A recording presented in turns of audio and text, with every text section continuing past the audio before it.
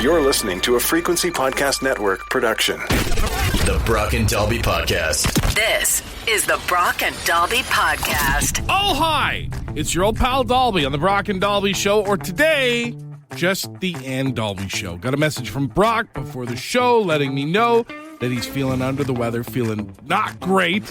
Gonna take the show off today to recover and hopefully be back tomorrow. At least that's what he said when he messaged me. I also know that the Leafs lost on Saturday night, and we are in that time of year where every Leafs loss can cause PTSD for the fan base that can be hard to get over. So it might just be that he hasn't recovered from the true first sign of spring, which is, of course, the Leafs falling apart on the ice. Of course, I'm kidding. I have no doubt that he's actually sick. He wouldn't take the day off unless he was, though he has said on this program he is a self-professed master of the sick phone call. He does an incredibly accurate, raspy, I might have just thrown up, or maybe I just need some bed rest kind of voice.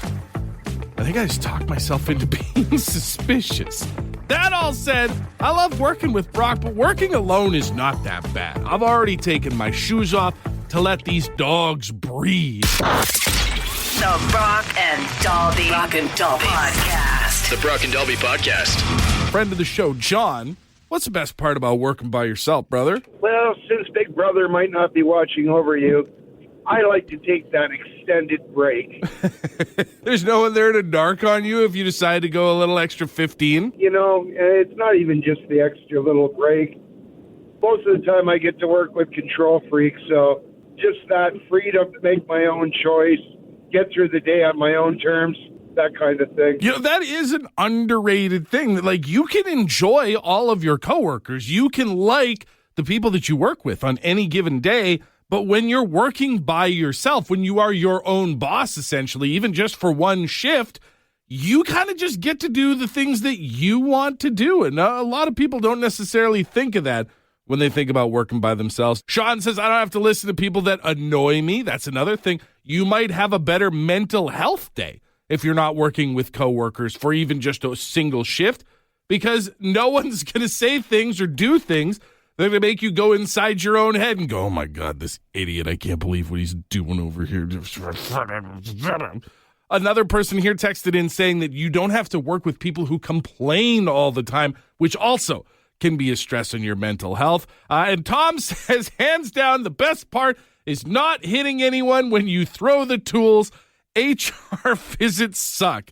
Sometimes you get angry, and the thing in your hand or near to it needs to go on a little trip across the room.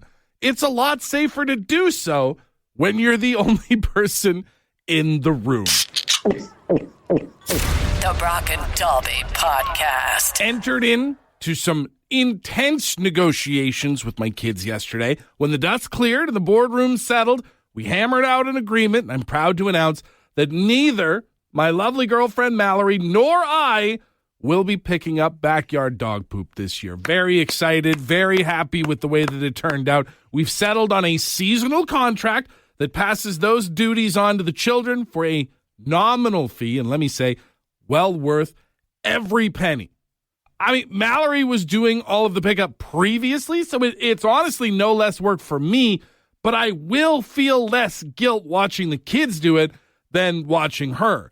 I believe the money will be going to ring pops and fun dips, so it's a big win all around. It is good, though. It feels like a good step for the kids to be earning money and have some responsibility, and responsibility that's more than just like, if you clean your room, you'll get an allowance. Like, no, you live in your room. You keep it clean because it would be disgusting of you not to, but here's something that you can do that's over and above the expectations of just being alive and living in our house.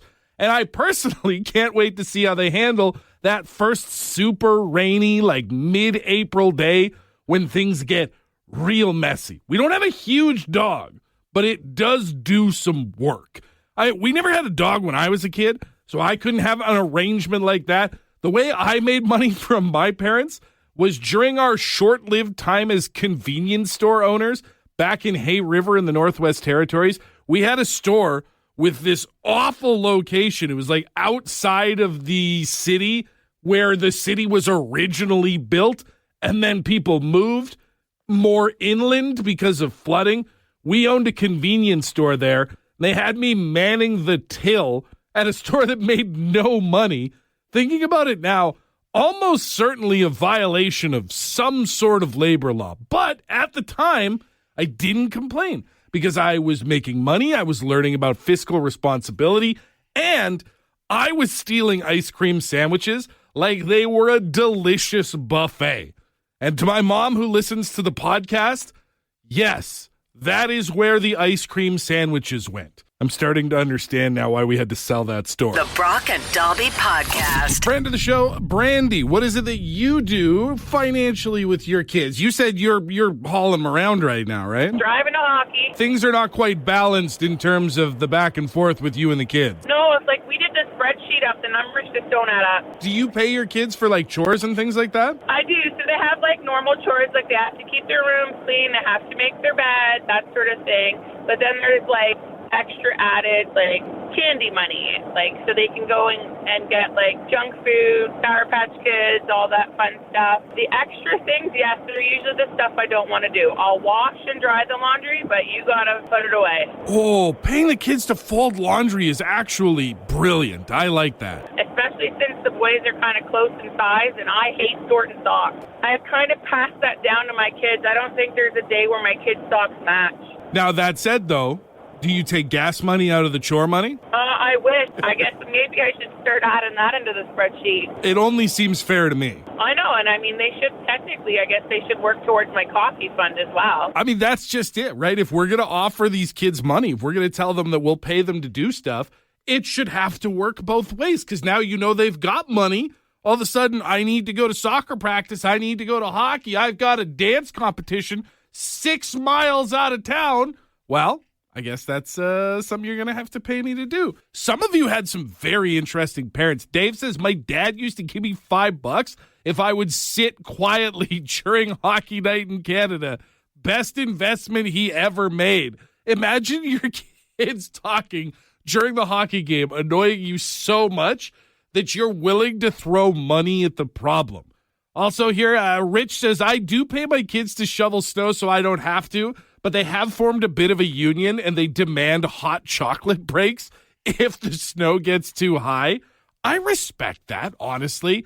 And this one here is from Steph, says, my mom paid me $10 to pretend I liked her meatloaf when Grandma would visit because Grandma always gave my mom a hard time about not being a very good cook. If you have to bribe your kids to say that your food is well made, just take that money and spend it on a cooking class. You need to work on that. This is the Brock and Dalby Podcast. While we're doing it, Prime Minister who still has the new car smell, Mark Carney, announced yesterday Canadians are going to go to the polls on April 28th to choose which party will lead the country going forward. It's an important election. We have a generational level of chaos going on all around the world, including being in a super weird feud with our former best friends in the basement suite known as America. So we're going to need a government that's going to stand up for us, get the elbows up, and be ready to do what it takes to keep things safe, secure, and preferably affordable for all Canadians of all political colors. And that's why I just want to say this, because you never know who's listening, but to any politician of any party who might be a friend of the show, a regular listener, a contributor even, or just happen to be scanning stations at this exact moment, we do not need to hear you bitch about each other for the next 35 days. The Liberals and the Conservatives and the NDP have all engaged in this bizarre celebrity roast for the past 10 years or so, spending all of their time and their money and all these commercials and advertisements to tell us about why the rest all stink and why they're better because they're not the other person. And it's gotten us nowhere as a country other than fighting like David Lee Roth versus Sammy Hagar Van Halen fans. It's gotten ugly. We're playing team sports now. We are liking and hating people based on our political colors instead of who we are as people. So now is the time to stop telling us why everyone else is bad and start telling us why you're good. Why would you be good at running the country or being a member of parliament? What will you and your party, whichever party it is, do for Canadians who are tired of needing a credit check at the grocery store? For Canadians who just want to do basic things like keep their car filled with gas or see a family doctor? For people who are tired about hearing a sweaty tangerine call us the 51st state? I don't want to hear about anyone's hair or glasses or what car they drive or what they used to do for work or for a living before they became politicians. I just want to hear concrete, feasible plans to keep Canada a country that we can all be proud of. I would also like Tim Hortons to bring back the bread bowl. So if you've got a line on that, you've got 5 weeks to let me know. But other than that, I just want to hear about what you're willing to do if you get to run this country. And I don't think that's too much to ask. It's how we did things for a long time before we started all this playground name calling that we do now. The Brock and Dalby Podcast. The Brock and Dalby Podcast. Very exciting news. Make sure that you're checking your mail. Jeff Bezos, ultra billionaire, has allegedly sent out his wedding invitations. I don't know if I'm on the list. I don't know if any of you are on the list, but wouldn't that be crazy if all of a sudden you open the mailbox and there's an invitation to a billionaire's wedding? Like, I have to assume that that's just going to be one of the absolute messiest parties that's ever happened. And I know this is not Jeff Bezos' first time getting married, but still, if you have that kind of money, I mean, I remember when my wife and I got married back in 2009, I was broke as hell starting out in radio. She was also like working with people with disabilities. Sadly, not a lot of money in that. We didn't have a big pot to put a wedding together. You know what we did? We had a hell of a party. We still got messy. Now you take the third richest man in the world and he throws a party. I would have some pretty significant expectations at that party. Also, I don't know what I would bring. I mean, you think about it, right? You're invited to a wedding. When's the last time you went to a wedding empty-handed?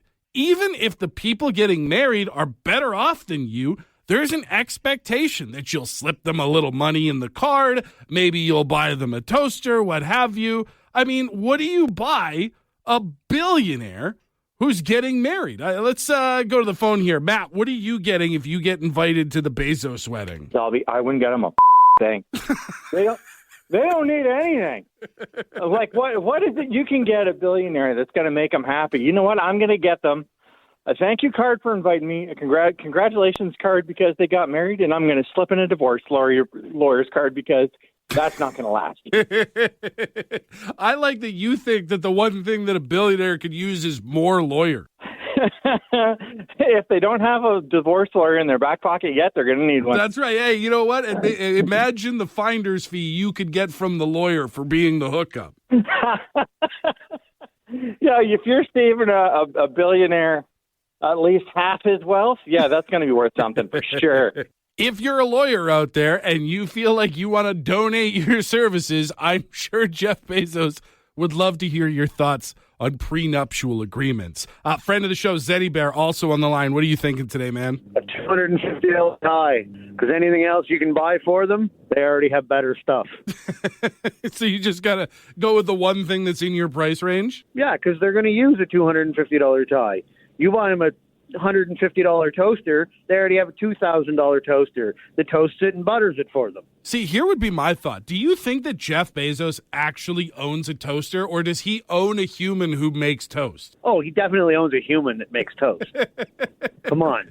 That guy doesn't put his socks on by himself. I'm just saying, I think there's a strong chance that as the third richest man in the world, and I know he wasn't born that way, but still, there's a chance that Jeff Bezos has never made toast, and somebody needs to look into that. The Brock and Dalby Podcast. Amazon owner / ultra billionaire Jeff Bezos is getting married. Yes, what do you get a billionaire? If he just sent out his invitations, if you get one, you get to go to his wedding, what would you bring as a wedding gift? The amount of people who said $25 Amazon gift card, you're all petty in ways that I appreciate more than I can put into words.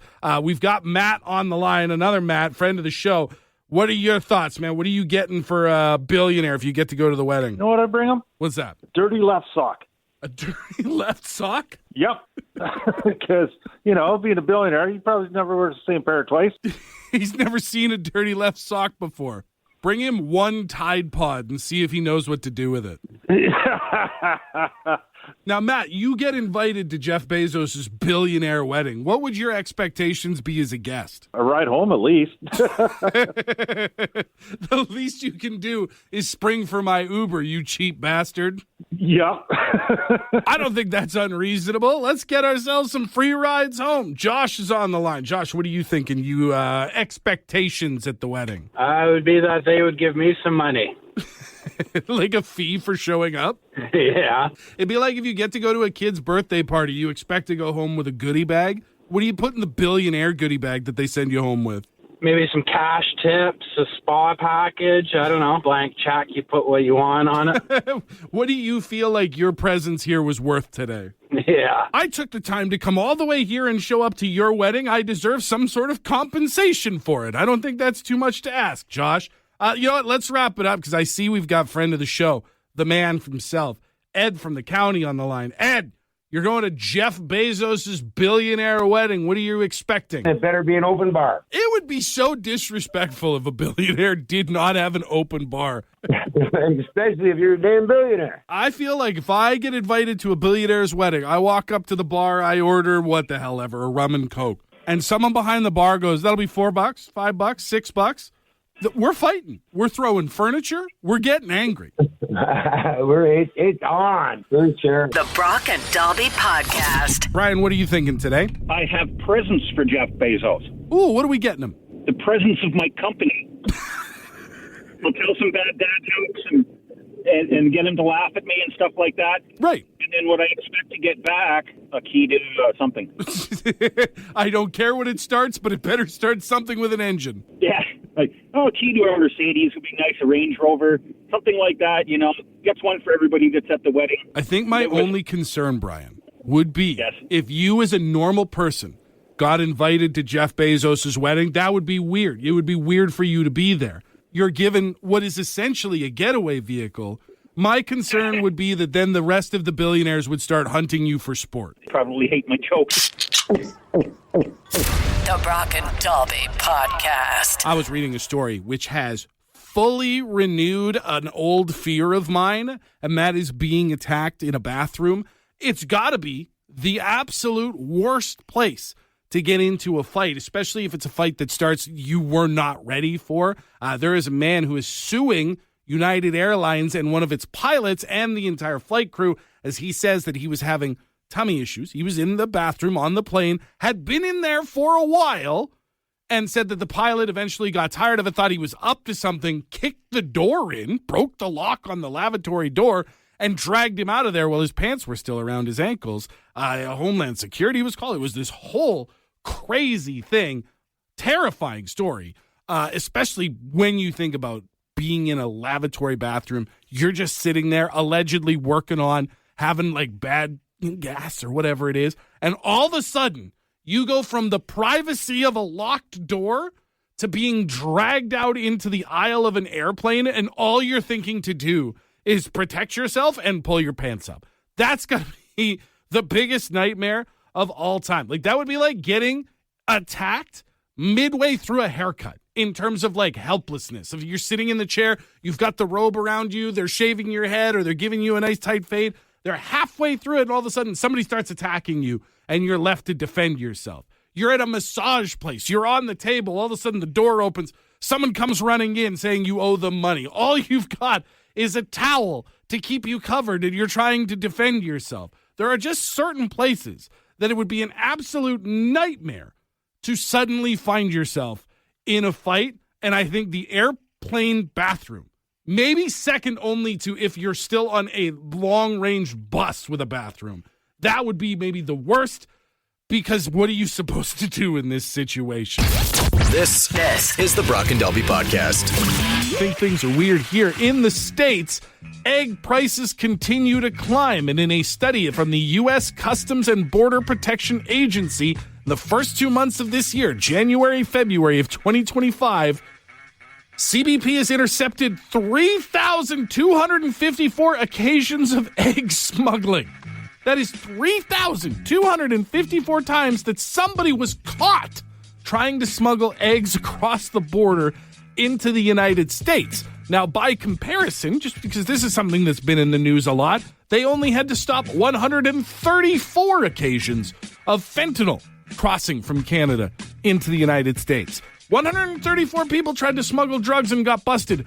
3,254 tried to smuggle eggs. Just in case you were wondering if the world was kind of on fire. The Brock and Dalby Podcast. The Brock and Dalby Podcast. Ed's word of the day. Let's see what he's got today. Good morning. Ooh. Today's word is highbrow. Yep, highbrow. Highbrow. Highbrow. And it's of a person or a thing that possesses superior learning or culture. Intellectual. They're all good on that.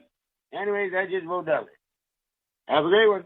Cheers. Cheers, brother. Highbrow is basically something that you could call the finer things in life. Say you were going to take in an art museum. That would be a highbrow exercise for you to go about your day with.